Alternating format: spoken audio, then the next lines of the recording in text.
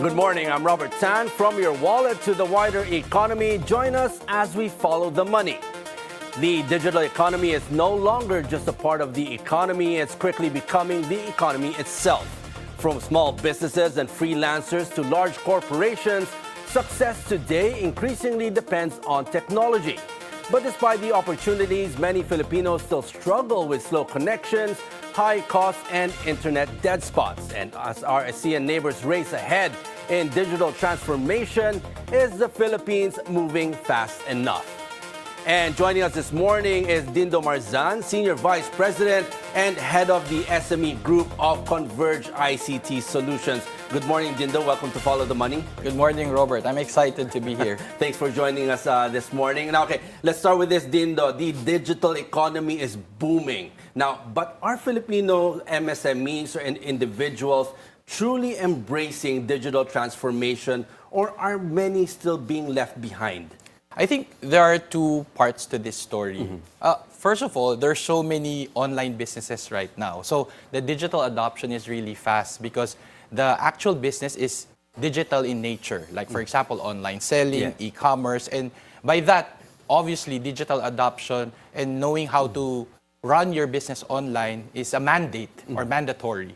The other part of the story is even though digital is prevalent already in the country, there are still many MSMEs who are underserved, unconnected, mainly because they are located remotely or their business is not purely online. Some are hybrid, but they're struggling to get reliable internet connection. So in the end, a lot of MSMEs are still lagging behind. So there's the two parts of the story is basically we need to serve both types of customers. And at the end of the day, everyone should have a participation in the digital economy. You're mentioning there's still a lot of Filipinos who want to go online, but they are underserved. Now, how hard is it to build that kind of infrastructure here in the Philippines, seeming that we want to be connected, but we have more than 7,000 islands. So how hard is it to build connectivity in it's those really areas? a challenging task for telcos in general because we're an archipelago, obviously. So at one point, you would have to shell out money, do some capex investment to make sure that you kind of subsidize the cost to deliver those internet connectivity, or in our case, fiber plans. So at one point, for example, we were discussing earlier, like in a building, someone has to shoulder the cabling within that building if there would be SME tenants there. Some telcos would shoulder it. In our case, we do help, and especially if we see that there are so many MSMEs in that particular building or that remote area, we do kind of subsidize just to make sure no one is left behind. But that's quite expensive to shoulder that. So there's that. Is it a win-win solution? What kind of solution do you have when you talk to the admins of the condominiums in Metro Manila and in the different regions when you're saying you're going to shoulder it? What kind of conversations do you have with them? First of all, it's a win-win solution for us because for the tenants of that particular building, for example, they've been complaining either they don't have an internet connection or they don't have good and reliable internet connection. So at one point, complaints would be decreasing. So that's one winner. Me included. that's a winning situation already. The other one is for us as telco because obviously, we know, especially in Metro Manila, it's quite saturated already. It's either you're in the number one or number two telco. For us to gain more subscribers, we need to really win them back or switch them. And it's an investment from our end. But getting those customers would be our priority, regardless if it's somehow we spend a little bit. Of course, we cannot do it in all areas. We choose strategically. It's truly expensive, yes. We choose strategically. And at one point, we want to prioritize those that are really underserved. That's why Converge is mostly prioritizing the provincial areas rather than the saturated metro cities. Because we were discussing before the show, it takes a certain kind of mindset or a visionary CEO to look at this on the long term when you have to shoulder something that's very expensive to create a bigger community. And you're right. I mean, this is basically the reason why I went back to the Philippines. Mr. Dennis Uy himself told me, like, Dindo, why don't you go home in the country, help me with nation building, and just help the MSMEs. Just help them, the profit will come after. So when I heard that, I was like, oh, this is such a good advocacy. So if we're willing to spend just to help the MSMEs, because after that, once they grow, we also grow, right? I don't know if you're familiar with this movie called Field of Dreams. If you build it, they will come. Is it something yes, like yes, that? Yes, exactly, exactly. Parang Because ganyan. someone has to start and take the next step. But obviously, the MSMEs won't have the capacity. Yes. A company like Converge can make the first step. That's a good thing. But right now, Dindo, how important right now is reliable internet today? You've mentioned there's so many complaints that you've been hearing in different areas about slow internet. Now, has connectivity now become as essential to business and education as electricity? It is considered as a utility. I don't know if you've seen this post already, like the Maslow's hierarchy of needs, and then Wi-Fi is already at the top. It's part of that. It's part sa of the- Maslow na. Exactly, exactly. But kidding aside, that's the reason why there's so many complaints, whether consumers or enterprise or MSMEs, because digital connection or digital solutions are already part of their daily productivity, their daily operation. So imagine, let's say you're running your POS that is cloud-based, running on internet, and then you suddenly don't have internet connection. How are you going to process all those payments, all those orders, right? So these internet connectivity infrastructure and facilities are very crucial in running a business. So for consumers, for example, I have my kids. My threat to them is, for example, I'm going to turn off the Wi-Fi if you don't eat right now. So that's how important it is, because they're playing games, they're studying, they're using it for e-learning. It's a utility. It's like electricity, as you said. I've heard actually several retailers also, even food businesses, that complain about the slow internet in their area, and those who use POS and those who want to pay through online can't pay online, so they have to, reluctantly ask the customer, say, sorry, you can't pay online, it has to be cash basis. So does that create a problem? That is a problem, because, for example, the customers' only means to pay is online or through the POS, like credit card, and that requires internet connection. If that's a dead spot, or if the merchant, in this case the MSME, doesn't have the internet connection, that transaction doesn't happen. And a transaction that failed is a failed business. There won't be any revenue. There's no transaction that would happen between the consumer and the merchant. Now, with more companies like Converge providing this kind of service, the fast-moving technology right now, and the fast adoption of Filipinos in technology, but still, there's so many still complaining about expensive internet, slow speeds, dead spots in many areas. Why is it still happening in 2026? What needs to change? I think two things. It all boils down to the type of internet connection that you already have. We know very well that there are two types, the fixed broadband or the wireless broadband. The wireless broadband depends on 3G, 4G, 5G, and not all areas in Metro Manila or even in the country would have high signal. Yes. Even though if there would be high bandwidth or signal, if there are so many people there and it's a densely populated area, you'll be sharing that bandwidth, right? Ubos ka agad. Ubos agad. The other one is wired broadband, which is good because usually you get a dedicated internet connection. That's why, I'm not promoting my own company, but that's why fiber... But that's more reliable. That's more reliable because there won't be dead spot, there won't be walls or ceilings that would be blocking the signal. So wired broadband would always be reliable, that's one. But second, about what you're saying in terms of wired broadband getting in the remote areas, that's really challenging because again, there has to be an investment under the sea. And there are also areas wherein we really cannot do anything about it. That's why we partnered with someone like Starlink so that there would be satellite broadband for remotely located areas. Now, how is that changing now, connectivity now, na pwede na gumamit ng satellite? But as you mentioned, it's also quite expensive. So there has to be, usually in any company, you need to build a business case, right? For example, you need to identify how many merchants, MSMEs, or consumers are going to be using that. And ideally, that cost can be shared and you study the unit economics so that it's worth our cost or our investment to put a satellite broadband Andiyan pa rin yung fundamentals of business. What's the ROI? Exactly. But at the same time, we get to address the underserved people there. Now, Dindo, compared with our ASEAN neighbors, Where does the Philippines stand today in terms of internet speed, affordability, and digital infrastructure? To be honest, given I've worked with a Thai telco company already, I've seen it's kind of sad because we're kind of lagging behind in terms of infrastructure and even bandwidth speed. But I am very optimistic that we'll be able to catch up soon, given that there are companies, I mean, like Converge.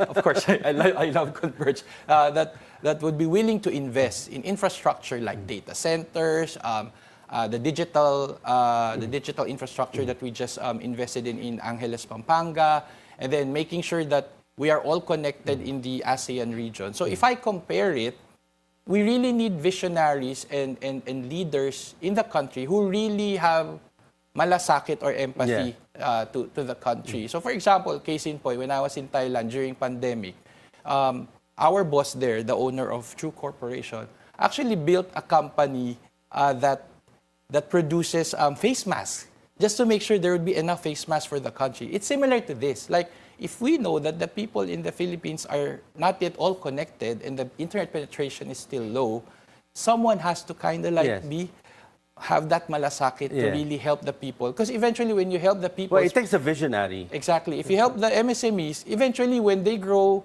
we grow because they're the backbone of Philippine economy. It's gonna go back either way. Dindo, we'll still continue on that thought point of the comparison between our ASEAN neighbors, especially that you've mentioned you've also worked with a telco in Indonesia, in Thailand. But before that, we'll just take a short break. We'll continue our conversation with Dindo Marzan after the break. Keep following the money.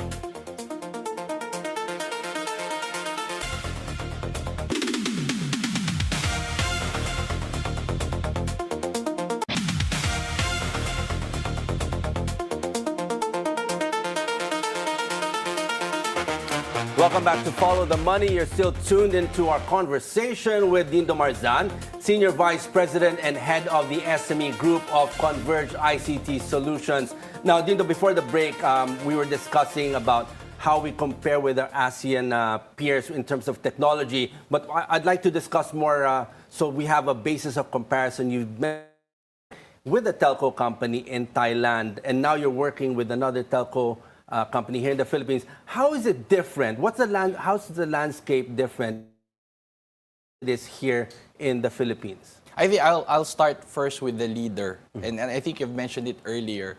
Both countries had visionaries, like someone who's really concerned of growing the economy or taking the country to the next level. So that's the same. But in terms of running the telco, it's also important to see the ecosystem. So we're also at par with that because, for example, Mr. Dennis sees telco as going beyond internet connectivity. That's why we're starting to offer non-telco solutions, especially for MSMEs and large enterprise. The same thing here in Thailand. They are also offering anything that would complete the ecosystem. So they're offering like POS. They're offering a rewards platform so that everything ties together. So whatever you do in the same ecosystem, you get points and you get rewarded with, and you get customer delight. But in terms of collaboration with competitors, we're talking about what the competitive landscape is. I think that's the what's very the difference? Interesting part. This might be controversial, but obviously I would say what I have observed, what I see. And in Thailand, they're really cooperating with each other. Like there are no like sort of telco wars or retail wars or media wars. You're familiar with that? Healthy competition. It's a healthy competition. Sometimes it's co-opetition if you're familiar with that. Cooperation, but there's competition. But at the end of the day, they know that, we're all in the telco industry, so let's bring it up together.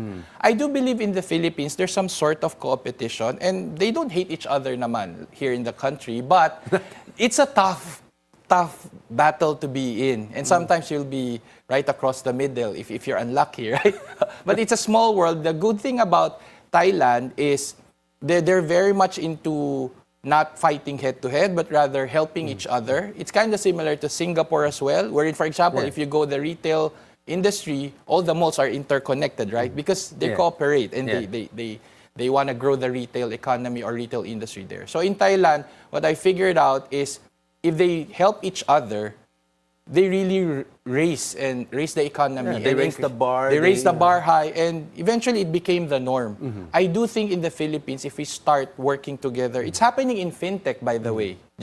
And we're considered as a country who's really leading the fintech industry, and the fintech companies here are working together rather than fighting But in terms of building infrastructure, how different is it? You mentioned the cooperation, collaboration in Thailand.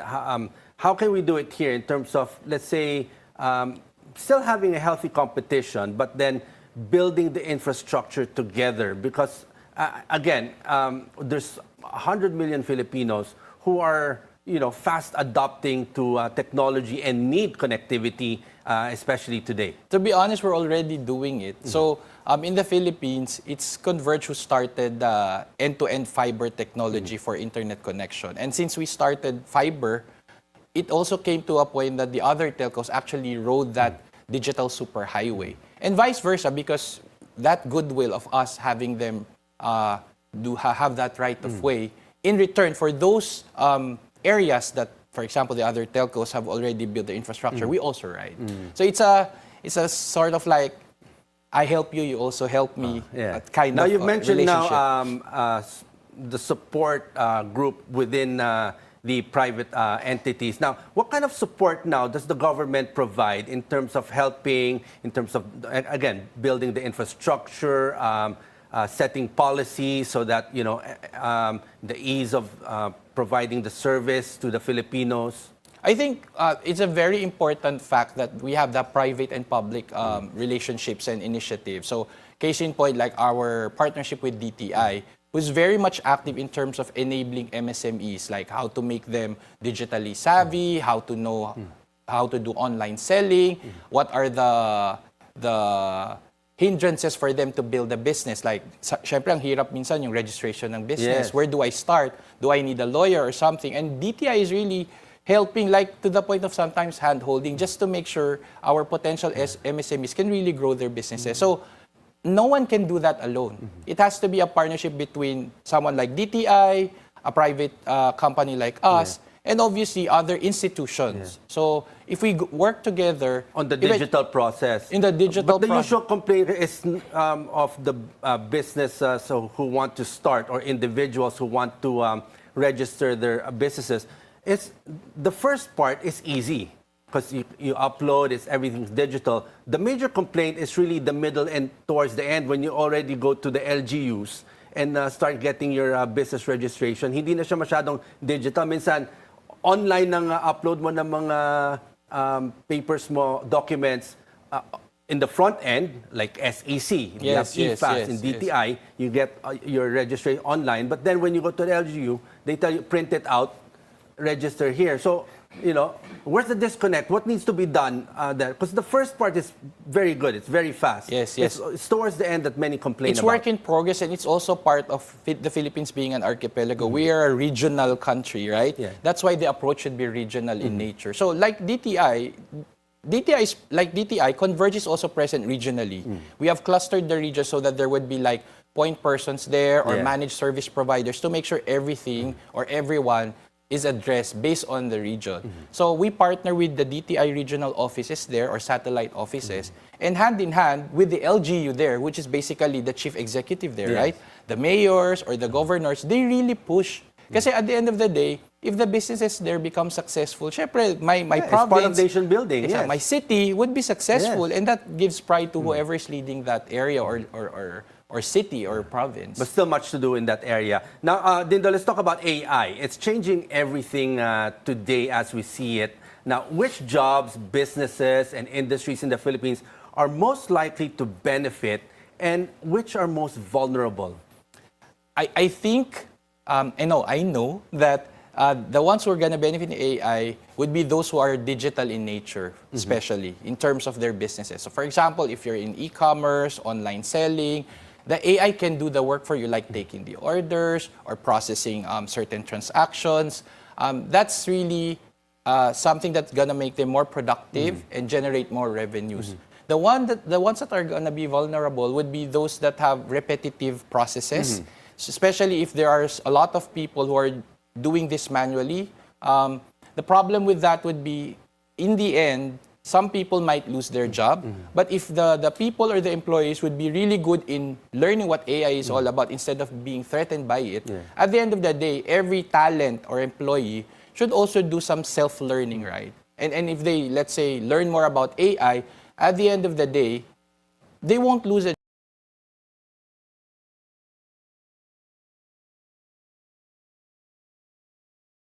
to have greater results or bigger impact in the company. So how about the BPO industry? With the advent of AI, we're seeing now a lot of businesses using chatbots, even the customer service sometimes are AI, you're not talking to a real person. How much of that is changing not just the BPO industry and the whole industry, the businesses, maybe some of their the sections of their company might just be using AI. So maybe a lot of people will be losing their jobs. You also see the BPO industry shrinking because the BPO industry here in the Philippines is it's a big money-making and that's exactly industry. what I was referring to. Like, for example, there would be 100 people in the call center. Because of AI, that can be done already, whatever they're answering in terms of questions or inquiries. However, if they're aware that that's going to happen soon, they should know how to manage AI. And eventually, those jobs would be replaced by another job in terms of managing AI or using AI to address customer complaints. Because at the end of the day, human touch would always be needed. Customers hate talking to a robot, right? Or you can already say, even in the US, when we call, it speaks like a real person, but you really know it's AI, right? Yes. At the end of the day, I would say, can you please take me to a real person? Then, okay, then he's going to say, okay. At the end of the day, there's going to be a person. And if he's really good in managing like the different tiers or escalation in call centers, that would be like a level up or upskilling as we speak. So everybody really has to adapt quickly, or we should, or they will lose. Because even our neighboring countries are already embracing AI. Instead of being threatened or afraid of AI, learn about it. AI is not just ChatGPT. There's It's so like many a tool. things. It's how you use it. It's a tool. It makes you better. Yes. Yeah. It's being used. Okay, Dindo, now we will go to our next segment called the rapid fire section. Just answer yes or no. You don't need to explain your answer, okay? So let's start with this. Compared to ASEAN neighbors, is the Philippines structurally disadvantaged in the digital economy? Yes or no? No. Oh, okay. Optimistic. Okay. Despite all the upgrades and investments, are most Filipinos still not feeling any meaningful improvement in internet speed, reliability, and affordability? Yes or no? Yes. Will AI create more jobs than it eliminates? Yes or no? Yes. Really? Okay. Can a Filipino build a successful business today using only a smartphone and internet connection? Yes or no? Yes, I know someone. Marami na. Okay, and finally, can the Philippines realistically become one of ASEAN's digital leaders within the next decade? Yes or no? Yes. We're hoping for that. Very optimistic. And finally, Dindo, how can our viewers follow the money in this fast-moving tech industry? I think you really need to be adaptive. You need to make sure that if there are new technologies, you don't get left behind. So obviously, AI is the hottest technology right now. But it's not just famous it's because it's being talked by a lot of people. It really is useful. It's something that you can use on a daily basis, whether you're a business owner or a consumer. So learn those technologies and you'll be okay in the next decade. It's there. We can't escape it. So might as well adapt. Exactly. Okay, on that note, Dindo, thank you very much for joining us this morning and your insights. And hopefully, yes, our internet becomes faster soon if everybody cooperates, as you've seen it in other countries. Healthy competition, that would work. That and should help work. us and visionaries. We need visionaries. Exactly. Thank you, Dindo. Thank you, Robert.